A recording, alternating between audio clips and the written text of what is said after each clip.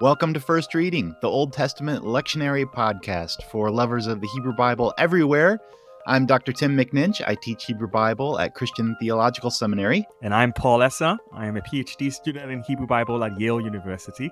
And I'm Reverend Dr. Rachel Wren. I'm an assistant professor of biblical studies at Trinity Lutheran Seminary at Capital University. Happy Easter, everybody. Yay! We are coming to you today, a couple of weeks before Easter, but we are ready to see the bunnies. No, we are ready to see the eggs. No, we are ready to see the cross and all of the lilies in the churches. There we go. We are prepping the text for March 31st this year, an excellent day for Easter, not least because it's my birthday as well. And we are going to come to you today with Isaiah 25, verses 6 through 9. This is a party episode, and we are celebrating in absentia our dear colleague Rosie, who is in the final throes of giving birth to her dissertation. Not another child, but her dissertation, which is just as difficult. So, keep at it, Rosie. We are on your side, and we love you. Cheers, Rosie. Well, let's get into it. So we're looking at Isaiah 25, 6 to 9, which is a really nice little poem in the middle of the first part of Isaiah. Maybe we should give a little context, though. Yeah, and we'll have to do dual context here, right? Yeah. Like dueling context, dueling pianos. So, yeah. On the one hand, we got Who's Afraid of the Big Bad Assyrians? First Isaiah is coming up to us from the 8th century BCE, and the empire of Assyria is looming big on the horizon, threatening both the northern kingdom and the southern kingdom, but especially the northern kingdom of Israel. This is when the stuff is about to hit the fan. Yeah, yeah. And in that context, the prophet Isaiah is giving this series of oracles against the nations, leading up kind of through chapter 23 in Isaiah. But then there's this 3-chapter chunk, 24 to 27, which gets plopped in here and seems to have a different horizon. It's looking ahead to the future and also has a sense of the fall of the great city. Many scholars consider this to be probably more in alignment with 2nd Isaiah as far as its authorship goes. And so maybe just after the fall of Babylon and maybe connected with the return from exile to Jerusalem, there's a sense of the importance of Zion, of Jerusalem in this text. It very well could be that this has a sort of different, historical moment than the rest of the first Isaiah in which it's nestled. Yep.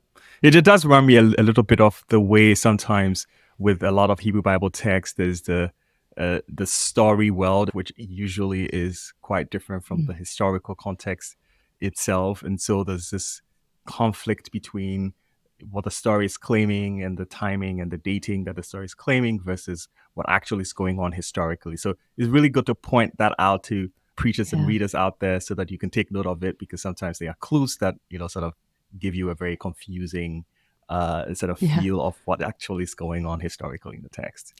Yeah. And I think this is where, if you're doing like a Bible study on this to prep for Sunday, and people are wondering about why isn't it written one at a time and clear chronology, this is where the metaphor of weaving can really come in helpful, of kind of God as weaver and weaving not only our lives, but even the word itself, so that you get these different textures and different colors that are placed side by side, not to be dissonant with one another, but in order to lift something up. I think it does also say something about scribes and scribal culture and, the skill of writing, right? Because it's like looking back and forth on ideas, which is like a beautiful way of thinking about the process of creating knowledge, Yeah, and it's no accident that these chapters landed in where they are in Isaiah in the version that we have. Yeah. Because, those oracles against the nations, which fit so well in their sort of 8th century context, are followed up in chapter 24 by this broad vision of the destruction of everything and everywhere, and the earth and the heavens, and it's this more universalized oracle against everything and everyone, which is followed then by this vision of renewal that we pick up for the lectionary text. That's right.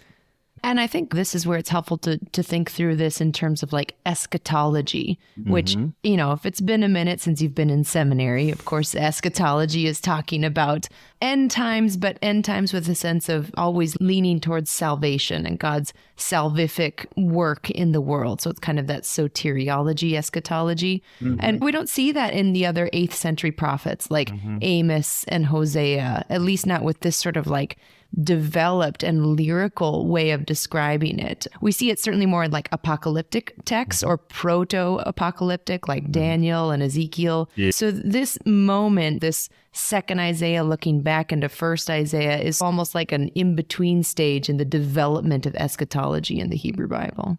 I like that. So, use that in your sermon. I think it'll preach really well. Every sermon should have 3 or 4 words that nobody knows, right? All right, so as the prophet is looking ahead to this vision of ultimate reality, what do they Nice way to see? say it.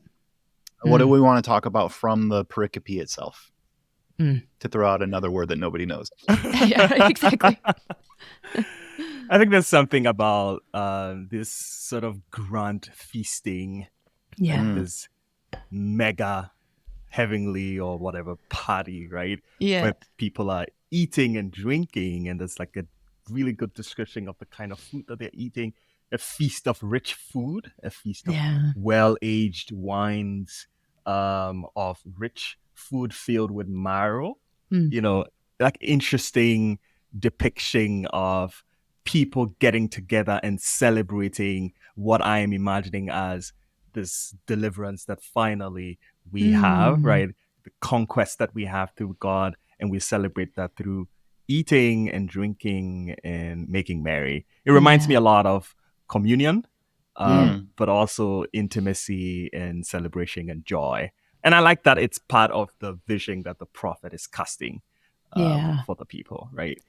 Yeah, it's sort of like playing or walking a fine line between metaphor and image, right? Yes. Because we talk about how something is sweet, like, that was a sweet victory. And we don't mean it tasted good in my mouth, but we're using that image of tasting something. So I think this image is playing with both this imagined gala of victory and also just the sensation of what salvation can feel like. And it will be so sweet and rich and etc. That's right. Yeah, and I think feasting is a really powerful image, especially in context. We're biblical scholars. We can probably think of lots of examples in the Hebrew Bible where the plot of some great drama is initiated by famine, by the inaccessibility of food.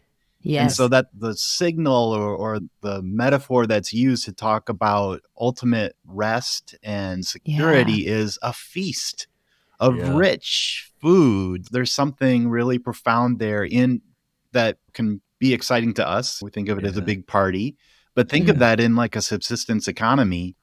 Like the image of a feast of abundance is just a really powerful image. Absolutely. Very. The other thing that strikes me in that image of feasting is that not only are these rich foods consumed, but also even death itself is consumed. Yes. Yes. And a little Hebrew lesson here. Verse 7 says in the NRSV, he will destroy on this mountain the shroud that's cast over all peoples, the sheet that's spread over all nations. He will swallow up death forever. The word destroy at the beginning of verse 7, he will destroy on this mountain, is also, it's the same word as swallow. It's 2 swallows. Basically, as we're swallowing up this great food, God is participating in this feast with us. God consumes and swallows up all of the shame and disgrace and death itself. It's swallowed up. Yeah. That's amazing. Now that's a feast. That's a feast, right? That's amazing. And I like that you pointed out that it's the same word, right? Bala. And it's both translations as like swallow, destroy in the first sentence and then swallow in the second sentence is both in the PL, like exactly the same thing. Yeah. Emphasizing the same process. I like that. But I also like the idea that the thing that is being swallowed first is the shroud. I think the NRSV says the shroud. Then the sheet, and then the second one is death, like Tim Riley pointed out. I was thinking about like what is this covering? What is this shroud on the people or the sheet over the people that is being talked about here. And it reminded me a lot about like mourning clothes and mourning garments, or like I think one of the commentaries that I looked up yesterday said it usually traditionally referred to as the curtains that in the temple actually separates the holy, the place of most holy from public view, right? So what is being swallowed here is something that is related to death, but in this case is, the garment of death, possibly, or the curtain in the temple that separated the public from the most holy place. Essentially, what is being swallowed here sounds to me like alienation and enmity, the thing that separates people from God, or, And I think that sort of highlights as well that this is the shroud that is cast over all peoples, the sheet that is over all nations. There is an expansiveness here that is unthinkable in earlier texts, because it's really, the focus is God and the relationship with the chosen people. And here in these post-exilic or exilic texts, we see that pivot outwards towards, yes, the chosen people for the sake of all nations, for the sake of the world. So I did not do it, but it would be worthwhile to count up all of the alls in few verses, because it's definitely a key word, the word kol in Hebrew, which pops up at least half a dozen or more times in these few verses. So it has that outward expanding, universalizing sort of sense to it. Yeah. I mean, I can see 4 between 27 and 28. I counted 5, 5, right? Yeah. Do I hear 6? Going once, going twice. Well, and I think the place where this is happening really starts to lift up that distinction as well between God and God's chosen people, and then God and the entire world, or the people for the sake of the entire world. I'm always struck by whenever a pericope starts on this mountain, and my question is, which mountain? And as a scholar, or even anyone who's biblically astute, if we're talking Isaiah, we're talking this mountain, we're talking Mount Zion, we're talking the temple, the house of God. But it's always good to check your assumptions or just see if you're missing something. So I did a search on that word in Hebrew. It's har, which means mountain, and just thought, when does it show up in Isaiah? What is the mountain doing? So it shows up a couple of times before this of significance. It's a general word, but when it's specifically talking about God's mountain or this holy mountain, it really shows up 4 other times before Isaiah 25 in chapter 2, 4, 11, and then right before this pericope in chapter 24. So in chapter 2, in days to come, the mountain of the Lord's house shall be established as the highest of the mountains. And then it pictures all the people, come, let us go up to the mountain of the Lord. And for out of Zion shall go forth instruction, the word of the Lord from Jerusalem. So again, already in chapter 2, we have that universalizing, all the people coming, and then something of life going out. In chapter 4, interesting, there's an Exodus overtone. The Lord will create over the whole site of Mount Zion a cloud by day, and smoke and the shining of a flaming fire by night. Indeed, over all the glory there will be a canopy. So it's that distinctive God's presence, God's almost, the closest thing we get to God's body in the Hebrew Bible is going to be on that mountain. And then one of my favorite texts in all of Scripture is Isaiah 11, verse 9. They will not hurt or destroy on all my holy mountain. Oh, I get emotional reading it. For earth will be full of the knowledge of the Lord. Just that no, this is we overuse the term safe space. But here in Isaiah, it's like, nope, this one right here is a safe space. And then right before our pericope in chapter 24, it talks about God kind of punishing everyone, the host of heaven and heaven, and on earth, the kings of the earth. Basically, this is retribution that's been coming. All of the balance sheets will be accounted for. God's going to level the playing field.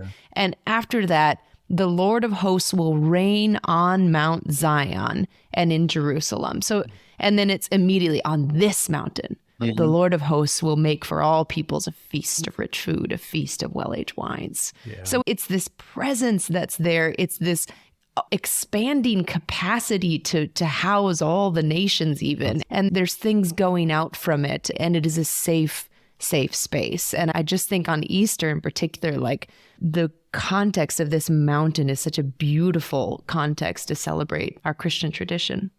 I wonder what about mountains geographically that makes it, really exciting for all these biblical writers to like paint these beautiful images with. The connection here reminds me also of streams and rivers, right? It's this sort of soothing, cool, fertile space where great things happen. Great things like glory and fruitfulness and blessing and all of that. Yeah. And that connection to the created world too it's something that takes this somewhat abstract eschatological vision and gives it something concrete, right? Like this is, it's not just, on a cloud somewhere in the ether, but it's on this mountain. The glory of the Lord is revealed, and the people are able to worship and celebrate the good things that God has done. That's right. I just want to ask what you make of verse 8, because that's got that really just potent image there. The Lord will wipe away all the tears from all faces. The disgrace of his people he'll take away from the earth. For the Lord has spoken. That image, I don't know. It's one that's sort of been with me since my childhood. I don't know why that metaphor has been so important to me. Maybe it's because it's such a tender, sort of intimate image in the midst of all of this grand like victory and military metaphors and all this kind of stuff. And natural disasters and earthquakes and all that. And then you've got the Holy One wiping away tears from eyes. I wrote here that it's like super hopeful and cheerful. It does remind me a little bit also of like Isaiah 40, which is like, close to the second half. But there's this like comfort language there. Comfort, people. Which is super tender and soft. But the thought of disgrace being taken away is so powerful. It's just like related to public reputation, like memorial and a name, and how people perceive you as a nation, as a people, and the disgrace that is attached to your name is going to be taken away, right, by God, and perhaps a much better image is going to be bestowed upon you. It's such a hope and promise. It reminds me of Gilgal when they first enter the promised land and Joshua enacts the second or first, they disagree, circumcision of the entire generation. And then God says, for today I have rolled away from you the disgrace of Egypt. It's like picturing a stone just being rolled aside, and that's got tomb and Easter imagery for us as well. But I think the two of those together, and I think probably the text doesn't go here, but it makes me think of the shame of crying itself. Like how many people, how many times do we apologize for crying, which is such a natural human, uncontrollable reaction to situations. And it's almost like, wiping away the tears, but also the disgrace of having cried in the first place. Well, let's shift then to preaching angles or pitfalls or any sort of ways that we can resource preachers as they consider incorporating this passage into what they do on Easter Sunday. I can go ahead and start out with the image of destroying death and swallowing up death, which sort of came up. Wait, that has something to do with Easter? Not while I am drinking, Tim. Come on, man. Yes, it probably does, Tim. I think that's such a classic Easter motif. And if we do look throughout the New Testament, whether it is the Gospels or Paul's epistles or even Revelation, there's this repeated motif of Jesus, destroying death, right, in his work on the cross, and in place of death, shares and generously gives everyone life, right? And I'm pretty sure preachers are kind of used to that. If you've been preaching for a couple of Easters by now, you're used to that. But especially the fact that it is in that swallowing up of death that we have this idea of new life and renewed relationship, both with God and then others of our neighbors around us, right? That's such a fantastic way of thinking about the gospel. Yeah, so preaching both pitfall and angle, like we're on Easter, You got to talk about Jesus. We're in Isaiah, which knew nothing about Jesus. So how do you do these sermons without being essentially supersessionist? That's like, this is what Isaiah was talking about. It's about Jesus. I do think I would caution preachers to be intentional about how you phrase your things. So if you're talking about these image and then jumping to Jesus, having at least a little bit of a segue that talks about where they were in their original context and then maybe how they came to be used or understood later. One of the images I've been playing with lately is of a stone being dropped in water. God took prophets and prophetic words and dropped them in a particular moment in history. And when you drop a stone in water, it produces ripples. And those ripples continue throughout time and into Jesus's time and even into our time now.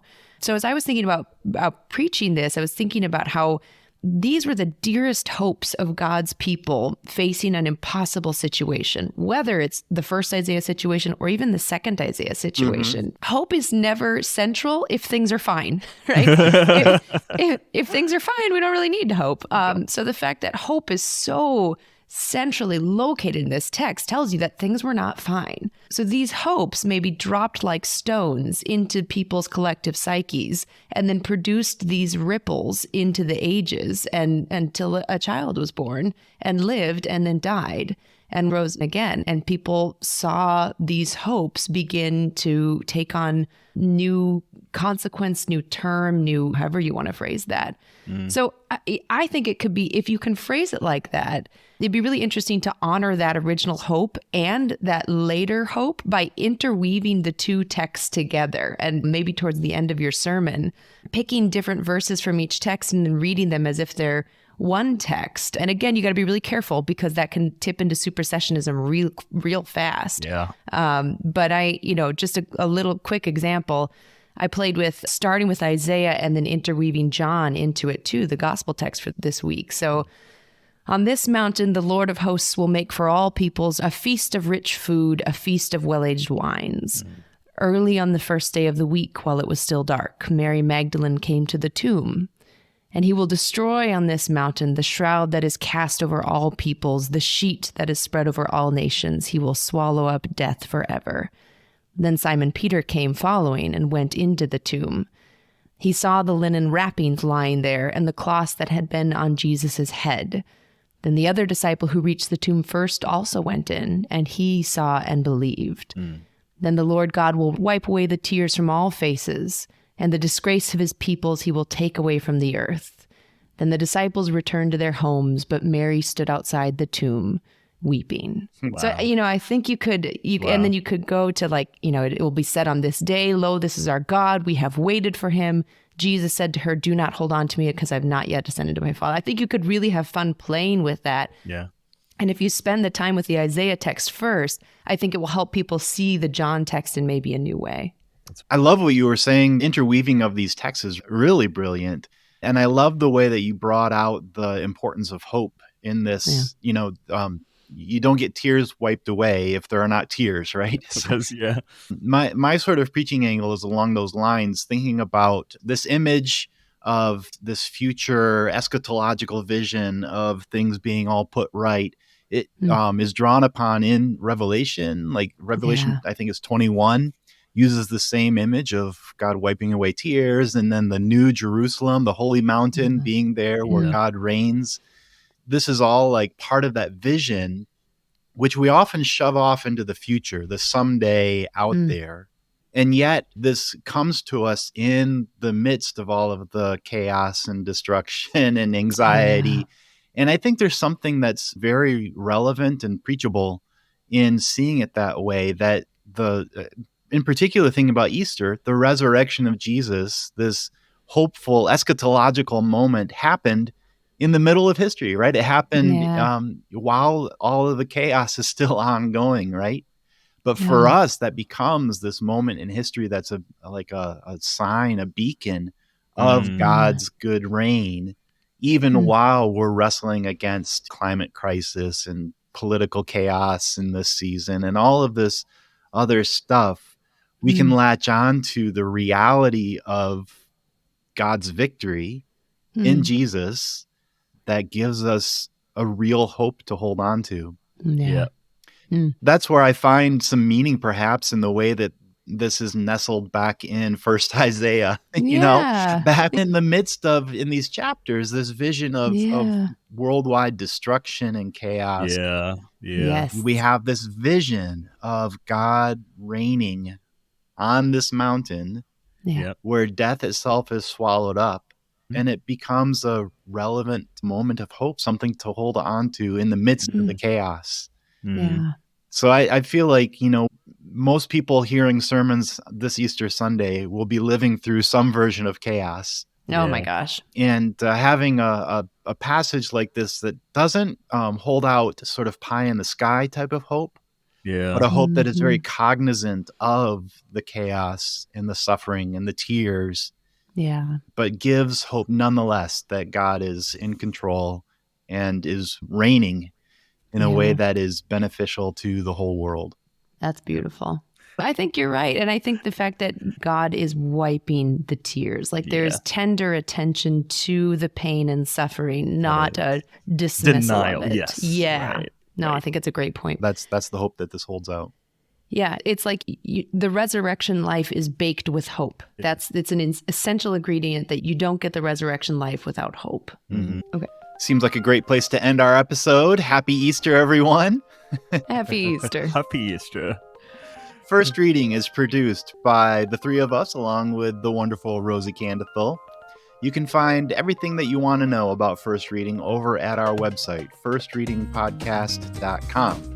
You can also interact with us on all the social medias and also on YouTube, which is kind of new for us. So look us up on YouTube and you can find us there. In fact, you may be seeing this right now on YouTube, which would be really cool. We're YouTubers. Yep. Email us at firstreadingpodcast@gmail.com. We hope that you all have a wonderful Easter celebration and that this conversation helps to give you something really great to work with for your sermon. Until next time, I'm Tim McNinch. And I'm Paul Esser. And I'm Rachel Wren. Happy Easter. Happy Easter. Happy Easter.